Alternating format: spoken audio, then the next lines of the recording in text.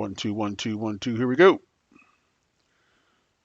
Welcome to the Catalyst Podcast, raw, real, and unedited. My name is Jason. You can find Catalyst at Facebook, YouTube, Instagram, Threads, and TikTok. You can hear this podcast created through Spreaker on YouTube, Spotify, Apple, Google, iHeart, and Amazon. A catalyst. A catalyst has the power to create change, and we hope that's what this podcast will do. Now, if you, yes, you, all 1, 2, 3 of you, if you'd like to be a part of this podcast as a guest or a contributor, you can email us at catalystmotivation561 at gmail.com. Catalystmotivation561 at gmail.com.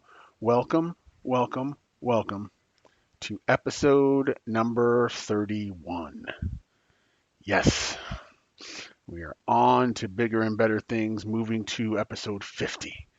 Episode 31 is here. And today we're going to dive into something we've all struggled with at some point. In fact, I even did it when it came to this episode. Procrastinate. Yes, procrastination. It's that sneaky little habit that creeps up on us when we least expect it. But fear not, because in this episode we are going to tackle procrastination head on and explore the effective strategies to overcome it. All right. So first things first, let's identify some of the procrastination traps. Okay. It's that feeling when you know you have a task to complete, but instead of diving in, you find yourself scrolling through social media, reorganizing your desk for the 100th time, or you suddenly have the feeling or the urge to deep clean the refrigerator. Maybe take care of the bathroom. Anything like that. Does that sound familiar? Yeah. Trust me, those are all things that I've done besides doing whatever task I had at hand. All right? You are not alone with this. All right? So, take my friend Julie, all right, for instance. She had a big project due, but instead of starting it early, she waited until the night before to cram everything in. And guess what? The quality of her work suffered, and she ended up stressed out and exhausted. Another example. My son will have a paper that needs to be done, and will wait until the very, very last minute to take on the task. Signing up for athletics. I need this information to be sent so I can be approved physically for physicals. Same thing. He's definitely gotten a lot better, but there were times where that was a big, big struggle. For Julie, as she puts it, procrastination feels like a temporary belief, but it's a long-term burden. And she's absolutely right when it comes to that. So, why do we procrastinate anyway? Well, it turns out there's a lot going on beneath the surface. Sometimes it's fear of failure or perfectionism holding us back. Other times it's simply a lack of motivation to start. All right. And, for me, that's the big one. It's just the whole process of starting it, getting it all together, having to do the background work or whatever it is, whatever excuse I put in front of me, that whole starting point really, really, really drives me insane. All right. So, let me give you an example of what we're just talking about right now. Just putting together this podcast. I procrastinated on, going through and creating the script, and it took me forever just to put it together because I was afraid that the idea wouldn't be good enough. But once you kind of recognize this fear, you start to break the tasks down into smaller, more manageable steps, which makes the process less intimidating. It's one of the big ones that I use for myself. It's like, well, I can just do it tomorrow. Well, I can just do it now. Well, I've got everything. I got to get everything set up. All right, well, let's start on getting everything set up. Let's start on putting our ideas down in little notes. Let's continue on and kind of move into a next section. If you take it and chunk it into these pieces, a lot of times you find that fear that you have tends to dissipate. All right. Psychologist Dr. Joseph Ferrari once said procrastination is not it's not a time management problem, but it's an emotional regulation problem.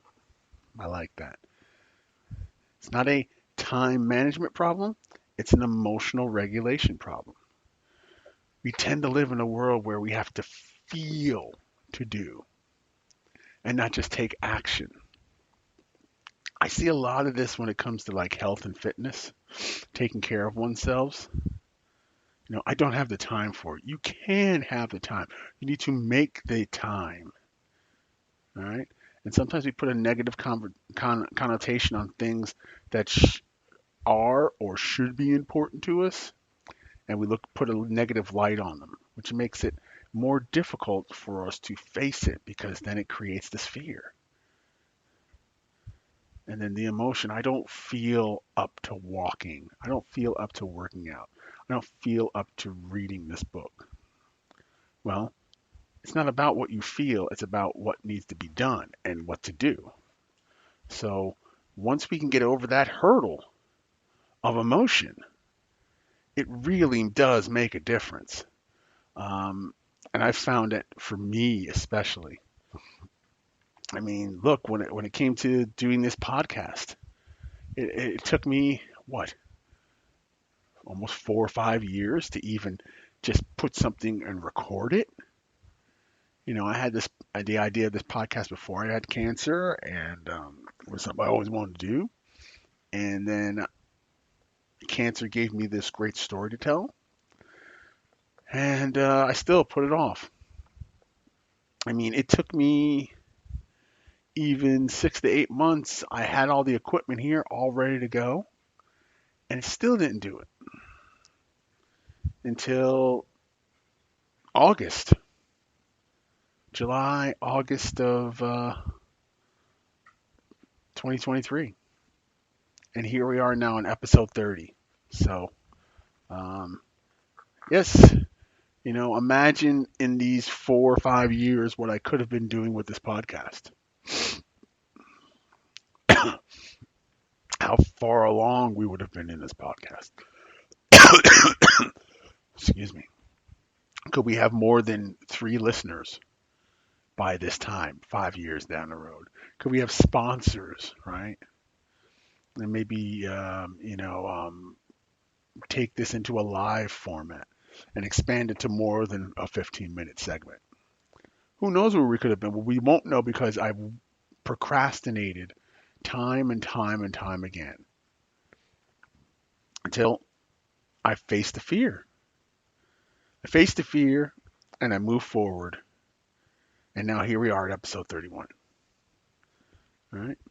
So, I want some strategies.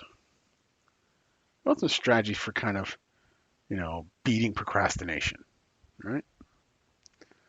I talked about the Pomodoro technique. That's one technique that's really been a game changer. Set a timer for 25 minutes. Focus on that task, then take a short break, maybe around 5 minutes or so. Repeat this cycle a few times. You'll be amazed at how much you can accomplish without feeling overwhelmed. It's that analogy. Somebody wants to give you the task of eating an elephant. And you look at the elephant and you're like, oh my God, the elephant's so big. How am I going to eat this whole elephant? Well, you don't eat the whole elephant. You start at the tail and you work your way, inch by inch, piece by piece. Because the enormity of the project, the enormity of the process in the project is going to be daunting. But if you just focus on that one piece, and then move on to the next piece, and then move on to the next piece. Just like building a wall. How am I going to build this wall? Just me. Simple. One brick at a time. And each brick you lay is going to be the best brick you've ever laid. And then you're going to move on to the next one, next one. So taking these 25-minute bursts of work and then breaking them up with maybe 5 minutes in between kind of takes that sting out and helps you to kind of take this time to really focus on what you need to focus on. All right. Something I use a lot, I continue to use. In fact, when I created the Procrastination podcast, that's exactly what I did. I just broke it up into little intervals, short little intervals to get myself through the process. Right. Another strategy I love is called Eat the Frog. And that's, for those of you who don't know, it's inspired by Brian Tracy's book of the same name. Basically, it means tackling your most challenging tasks first in the morning when your energy levels are highest. Once you've conquered the tough stuff, everything else feels like a breeze. Right? There was a place that I worked at, and they said, your big rocks, your medium rocks, your little rocks. Take care of your big rocks first, then your mediums, then your little rocks. All right? Or you can take your big rock and break it into small rocks to get through that process as well. So just another tool. Take those big giant tasks that you don't want to face. Again, and it comes to fear. So if you take that big rock and you break it into smaller rocks and take that step of the 25 minutes, that could help you get through it. All right. Finally, let's talk about this. Embracing the imperfection and progress. All right. It's important to embrace imperfection and celebrate progress no matter how small. Right? Remember, it's okay to stumble along the way. Guilty. What matters is that you keep moving forward. Don't celebrate and not get back to it. Get back to it. I'll never forget a time I finished a project I've been putting off for a while. It's this big giant piece I've put together for critical thinking. And it is dense and heavy. And it took me almost a year to even get started on it. But once I got started and I had this window, I kind of just fell into it. And I was gone, lost hours, days at a time putting this piece together. But when it was done, I was just so happy, so proud of myself. Same thing when, there's a day that I might not go for a walk or I'm thinking about not taking that walk and I get up and I walk anyway. And as I'm walking, I'm so glad I got to do this, right? It doesn't have to be perfect. It doesn't have to be precise. It just has to be. You know what? And that feeling of accomplishment far outweighs any kind of doubts. As author Anne Lamott wisely said, almost everything will work again if you unplug it for a few minutes, including you. Isn't that true? What's one of the main things your IT people say when something's going on with you? Why don't you shut your computer down or reboot, restart? Same thing for you. Sometimes you got to restart, reboot, change something. All right. And that really, really help you out. So with that, we reached the end of the episode. I hope you found these tips helpful in your quest to conquer procrastination. Remember, you've got this. So thank you so much for listening to the Catalyst podcast, raw, real, and unedited. You can find Catalyst at Facebook, YouTube, Instagram, Threads, and TikTok. You can hear this podcast created through Spreaker on YouTube, Spotify, Apple, Google, iHeart, and Amazon. A Catalyst has the power to create change. We hope that's what this podcast will do. Again, if you are interested in being a part of this podcast as a guest or contributor, you can email us at catalystmotivation561@gmail.com. Thank you so much for listening to episode 31. We'll see you at episode 32. Go be great.